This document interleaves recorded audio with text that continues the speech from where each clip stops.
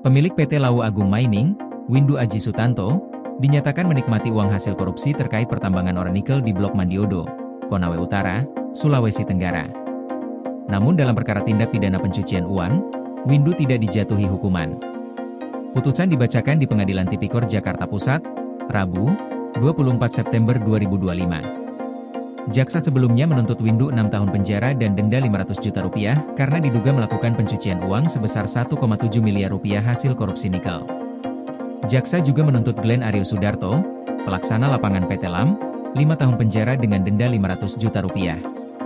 Namun majelis hakim menyatakan perkara pencucian uang Windu merupakan pengulangan kasus korupsi yang sudah memiliki kekuatan hukum tetap atau prinsip nebis in idem, yang melindungi terdakwa agar tidak dituntut dua kali atas perbuatan yang sama. Hakim menegaskan, tindak pidana pencucian uang yang didakwakan kepada Windu sudah dipertimbangkan dalam putusan korupsi pertambangan nikel. Meskipun tidak dihukum, hakim menyebut Windu terbukti membelanjakan uang hasil korupsi untuk membeli 3 mobil mewah, yaitu Toyota Land Cruiser, Toyota Alphard, dan Mercedes-Benz, atas nama PT LAM. Uang hasil penjualan nikel sebesar Rp1,7 miliar juga pernah ditransfer melalui rekening orang lain. Ketiga mobil tersebut kini telah dilelang untuk negara. Dalam persidangan, terdapat dissenting opinion dari Hakim Anggota Hyacintha Francisca Manalu, yang menilai kasus pencucian uang Windu memiliki unsur pidana berbeda dari kasus korupsi.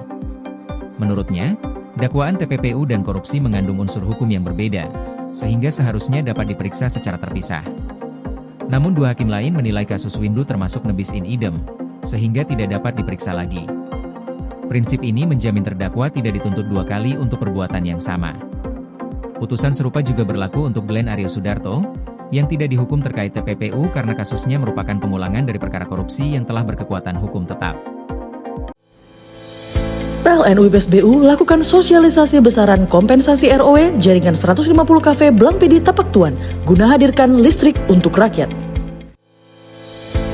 UP2B Kaltimra, pastikan keandalan listrik untuk rakyat melalui strategi operasi adaptif dan skema pertahanan sistem.